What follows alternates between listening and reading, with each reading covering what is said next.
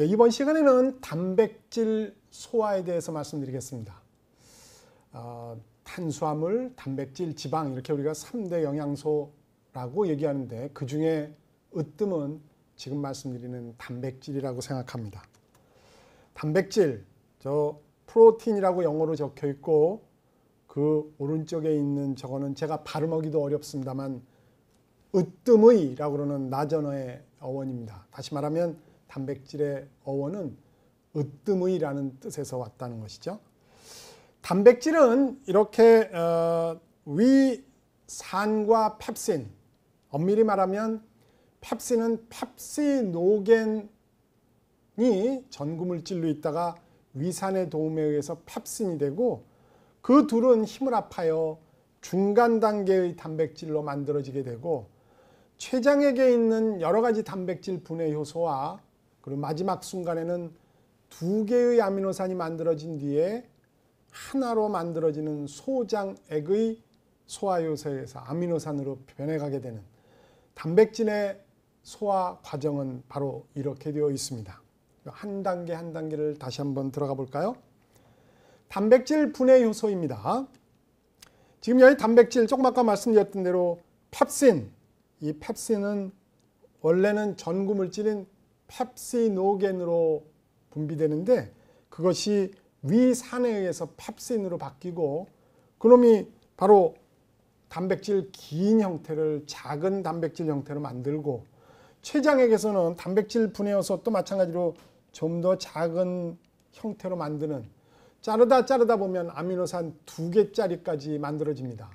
영어로는 디펩티드라고 얘기하는데 이 디펩티드 2개짜리가 소장액에 있는 아미노산 2개를 하나로 만드는 효소를 갖고 있고 이 소장액이 바로 아미노산으로 만들어 놓으면서 점막을 통과할 수 있는 작은 알갱이 아미노산으로 만들어지면서 딱 안쪽으로 들어오게 되는 것이죠. 바로 단백질의 소화 과정이었습니다. 위액의 분비 조절을 볼까요? 조금 아까 말씀드렸던 대로 탄수화물은 입에 있던 침에 아밀라아제가 처음 소화를 시키는 셈이었는데 단백질은 위까지 내려오는 동안에는 어떠한 화학적 소화도 이루어지지 않습니다. 바로 지금 말씀드리는 위 속에 있는 위산과 펩신이 첫 번째 소화 과정이라는 것이죠. 위액의 분비 조절을 한번 보시죠. 첫 번째는 뇌상입니다. 위액이 말씀드렸던 대로 위산과 펩시노겐을 함유하고 있는데 이 위액이 나오게끔 해주는 분비 조절을 하는 세 가지의 페이스, 상이 있는데 첫 번째 건 뇌상입니다.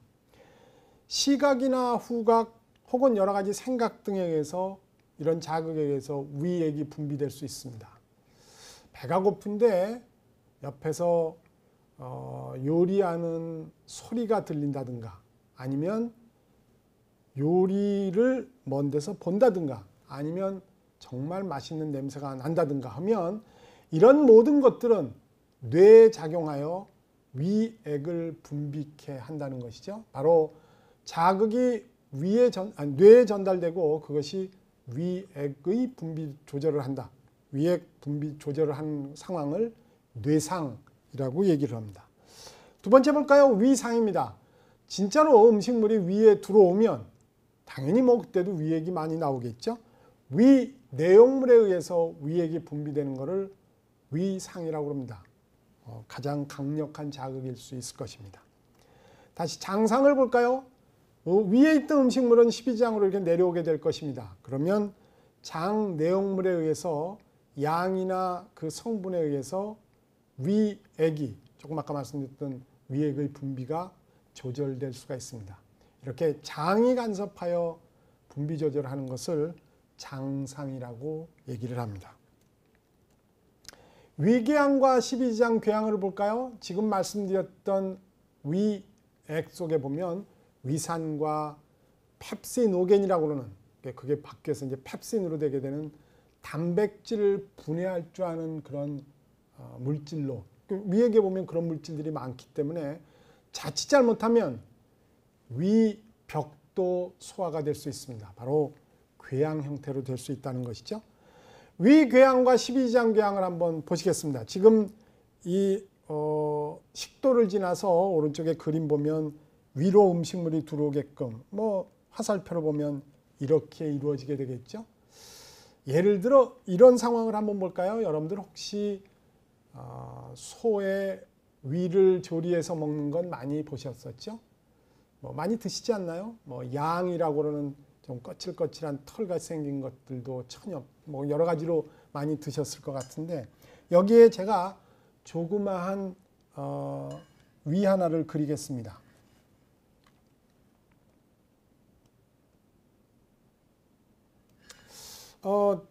동물의 위라고 생각하셔도 좋습니다. 아주 조그마한 동물의 위를 우리가 먹었다고 한번 생각해 보시죠. 그러면 여기 있는 큰 위 속에 작은 위가 들어온 셈인데, 저 위는 소화가 될까요? 이렇게 꿀떡 삼켜 위 속으로 들어온 요 조그마한 위는 소화가 될까요? 질문이 그렇게 세련되지 못했죠. 당연히 소화되겠죠. 전부 다 소화돼서 흡수될 거라고 생각합니다. 지금 이 얘기를 발전시켜 보면 저 작은 위가 소화되었다는 것은 바깥쪽에 있는 내 위도 소화될 가능성이 있다는 것입니다. 이것이 소화되면 지금 말씀드리고자 하는 제목, 궤양이 일어나게 됩니다. 근데 고맙게도 지금 왼쪽에 있는 도표에 보면 공격인자와 수비인자가 공존하고 있습니다. 오른쪽에 공격인자를 보실까요?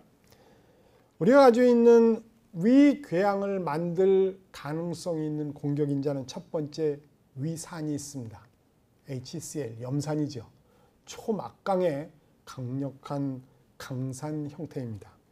다시 또 아래쪽에 보면 단백질을 분해할 수 있는 펩신, 펩시노겐이 위산에 의해서 펩신이 된다고 말씀드렸던 바로 궤양을 일으킬 수 있는 공격인자에 해당하게 됩니다. 이렇게 공격인자만 있다면 지금 꿀떡 삼킨 조금 아까 보셨던 작은 위처럼 너덜너덜하게 모두 다 공격당할 것입니다. 분해된다는 것이죠. 근데 왼쪽에 보면 수비인자가 있습니다. 고맙게도 점액 형태가 있고 위벽을 이렇게 감싸고 있는, 위벽을 덮고 있는 뮤신, 끈적끈적한 성분의 점액이 있게 되고, 저것이 뮤신이라는 물질을 포함하고 있는 끈적끈적한 점액이 위산과 펩신이 위벽을 공격하는 것을 막아주고 있습니다. 바로 수비인자 1번이죠. 두 번째 거 보시죠. 만에 안 하고 뚫고 들어와서 손상이 됐다고 해도 위벽은 어마어마한 속도로 재생합니다. 따라서 손상된 거 내보내고 새 것으로 엄청난 재생력마저도 실제로 위벽의 입장에서 보면 강력한 수비인자라는 셈이죠. 위궤양의 경우에는 수비인자가 약화되어 있는 경우가 태반입니다. 따라서 왼쪽에 있는 지금 점액이나 엄청난 재생력이 시원치 않으면 위궤양이 될 가능성이 높습니다.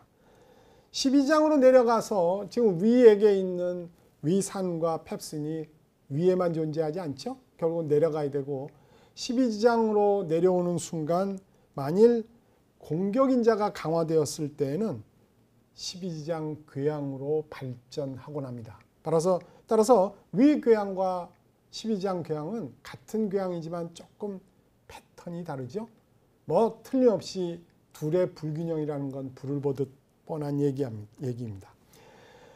실제로 이 HCl이라고 하는 지금 말씀드렸던 위산이라는 것은 NaHCO3라고 하는 소디움 바이카보네이트, 저 NaHCO3라는 물질에 의해서 완충이 됩니다. 다시 보시면 여기 있는 Na와 Cl이 결합해서 소금이 되고, 그 다음에 여기 있는 H와 요 HCO3가 합해서 탄산이 됩니다. HCl은 잘 아시다시피 강산이지만 H2CO3는 약산이에요. 탄산은 약산입니다. NaHCO3가 지금은 당장 말씀 안 드리겠지만 다음 시간에 제가 여러 관세포에서 나와서 위산을 완충시켜 주는 것을 말씀드리게 될 것입니다. 이 또한 NaHCO3 이 또한 초강력의 수비인자인 것 같죠? 이따 그거는 좀 더 보충해서 말씀드리도록 하겠습니다. 육식동물과 초식동물의 차이를 한번 볼까요? 지금 위를 배우고 계십니다. 그리고 육식이라는 건 단백질을 많이 먹는, 주로 먹는 동물을 얘기하고, 초식동물은 그냥 풀을, 식물을 많이 먹으니까 상대적으로 단백질의 흡수는 먹이 중에 단백질은 적은 편이죠. 육식동물과 초식동물의 큰 차이, 위액 분비에 관련되어 큰 차이가 무엇인지 배우시도록 하겠습니다. 왼쪽에 보면 육식동물이 있네요.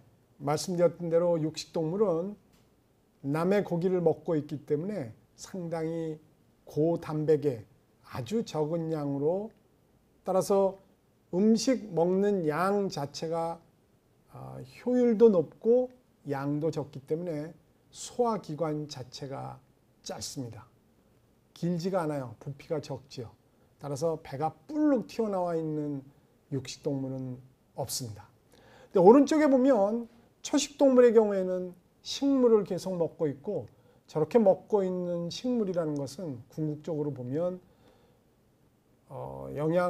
섭취할 수 있는 영양분의 퍼센트, 소화의 효율이 그렇게 높지 않습니다. 따라서 양으로 승부해요. 어마어마한 양을 먹어야 됩니다. 소화기관도 엄청 길어서 오랜 동안 많은 시간을 투자하여 적은 그 속에 있는 영양분이지만 흡수하려고 노력하죠. 결과적으로는 소화기관이 길게 되고 배는 뿔룩하게 됩니다. 바로 초식동물들이 배가 뿔룩뿔룩한 이유라고 말씀드렸었죠. 지금 이렇게 되어 있는 이 동물에 실제로 위액을 들어가 보면, 말씀드렸던 남의 고기를 먹고 있는, 단백질을 많이 먹고 있는 육식동물의 경우에는 위 속에, 위액 속에 바로 위산과 펩신이 다량 들어가 있습니다. 그 단백질을 분해해야 되기 때문에 그래요.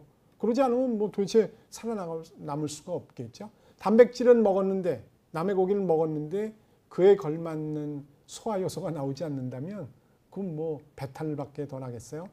육식동물들은 위산, 바로 고기 분해작용을 하는 위산과 그와 같이 나오는 펩시노겐, 펩신이라는 소화 요소가 다량, 아주 고농도 들어가 있습니다.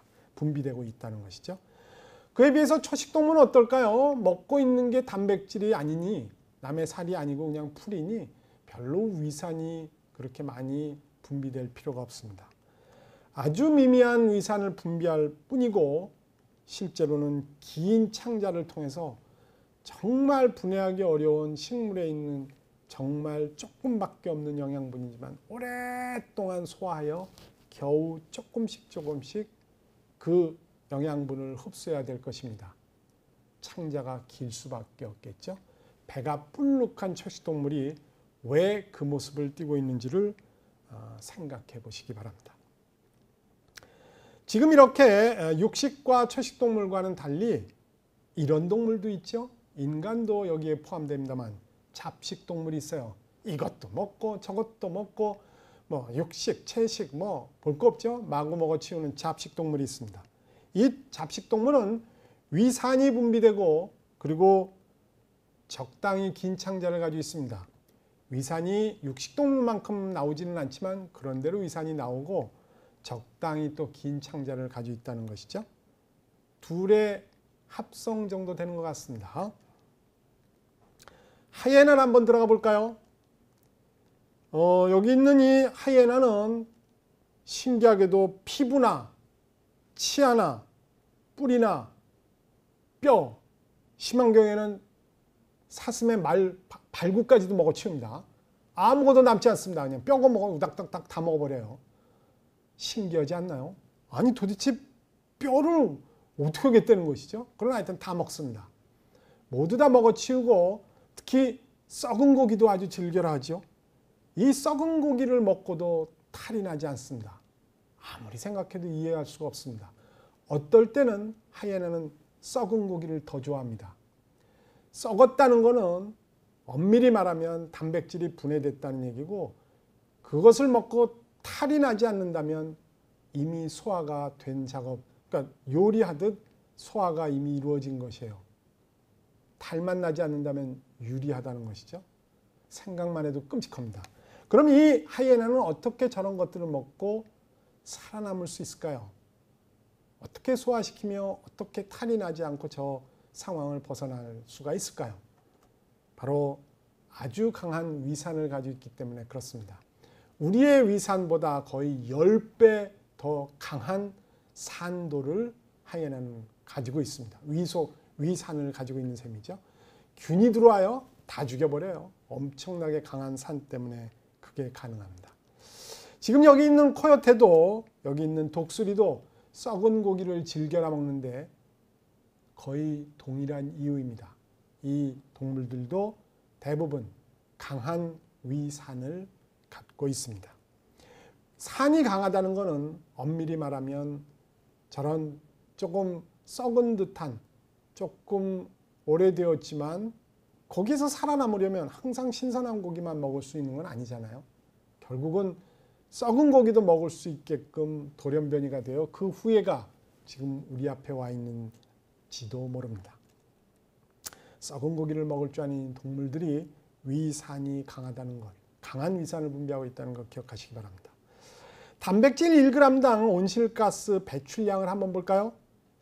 논문에 네이처라고 하는 논문에 나와 있는 얘기를 한번 뒤져보겠습니다. 소를 키워서 단백질 1g을 얻으려면 온실가스가 저렇게 나온답니다. 돼지의 경우에는, 닭의 경우에는. 근데 콩 단백질로 드시게 되면 저거밖에 안 돼요.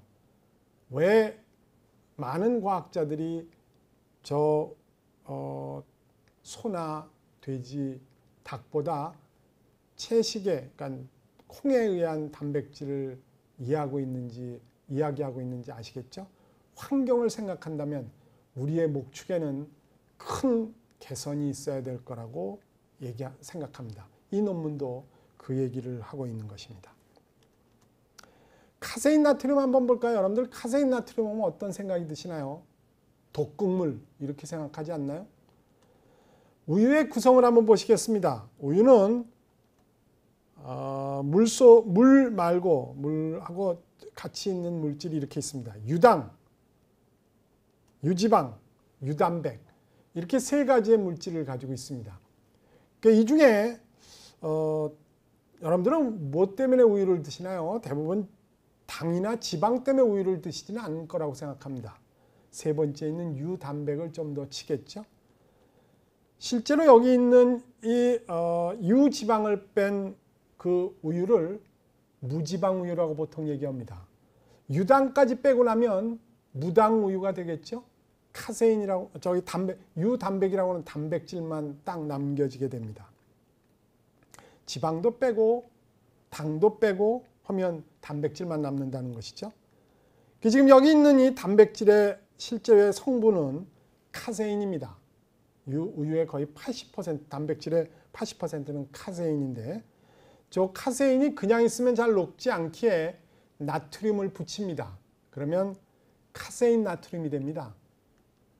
지금 이 카세인 나트륨은 물에 잘 녹게끔 만들어 놓은 둘의 결합 형태라고 생각하면 되죠. 목적은 그냥 카세인입니다. 물에 들어가는 순간 나트륨이 딱 떨어지고 카세인으로 남겨지니까 크게 카세인이라는 물질이 변하는 것은 아니죠. 근데 이렇게 만들어 놓은 이 카세인 나트륨을 우리는 독으로 생각합니다. 모 배우가 커피 회사 둘이서 붙었죠. 2등 하는 회사하고 1등 하는 회사가 둘이 붙었답니다. 2등이 죽어도 못 쫓아갈 것 같으니까 커피 믹스 파는 그 회사입니다. 그 회사가 1등 제품에 N모 회사가 D모 회사를 타겟으로 해서 저 회사에는 커피에다 카세인 나트륨을 넣었습니다. 라고 그렇게 얘기를 했어요. 그리고 그 여배우는 커피잔을 들고 다니면서 이렇게 텔레비전에서 선전할 때 그렇게 커피잔이 흘러내리듯 가루처럼 뿌려내리듯 이렇게 카세인 나트륨 자기네는 없다고 선전을 했죠. 유단백을 없애겠다는 겁니다. 없앴다는 겁니다. 단백질까지 없앴다는 것이죠. 근데 지금 말씀드렸던 카세인이라고 하는 것이 없으면 카세인 나트륨이 무엇인지 모르는 순간 그 여배우가 이렇게 흘리고 가면 독극물인지 오판하게 되고 결국은 잠시 그래 선전했던 회사가 잘 팔렸답니다. 식약청하고 그 회사에서 난리가 났죠. 말도 안 되는 얘기라고 해서 정정 보도를 하고 지금 이제 그 선전을 하지 않습니다. 다시 역전되어 2등 됐던 것이 다시 또 1등으로 올라갔다고 얘기하더군요. 그러나 여러분들 머릿속에는 국민 전체를 그 선전 문구 여배우는 바보로 만들어 놓은 셈이죠. 카세인 나트륨은 독으로 오판하게 되었습니다. 잘 모르면 그냥 보고 그냥 생각 없이 그냥 받아들이면 군중 전체가 바보가 된다는 것이죠. 조금 더 강력한 거 하나 알려드릴까요? 여러분들 마음속에는 독으로 알고 있는 독극물로 알고 있는 또 하나의 물질을 말씀드리겠습니다. 바로 MSG입니다. 모노소디움 글루타메이트라고 그러는 글루탐산에다가 소디움이라는 거 물에 잘 녹으라 하나 붙인 것 뿐인 저 MSG가 우리나라 전체 국민을 또 바보로 만들었습니다. 한번 보실까요? 글루탐산이라는 것은 감칠맛을 느끼게 하는 아미노산입니다. 배우셨던 내용이죠. 발효나 요리를 통해서 단백질에서 유리됩니다. 단백질에 보면 발효를 된장을 만들건 치즈를 만들건 요리를 하건 단백질이 부서지면서 글루탐산을 딱 내놓게 됩니다. 그거를 혀에다 딱 올리면 감칠맛이 나요. 회를 올리면 혀에다 올리면 아무 맛도 나지 않습니다. 단백질은 어떠한 맛도 제공하지 않아요. 그 회를 레몬을 뿌려놓던가 약간 숙성을 시켜 한참 놔뒀다가 먹으면 그 회가 정말 맛있습니다.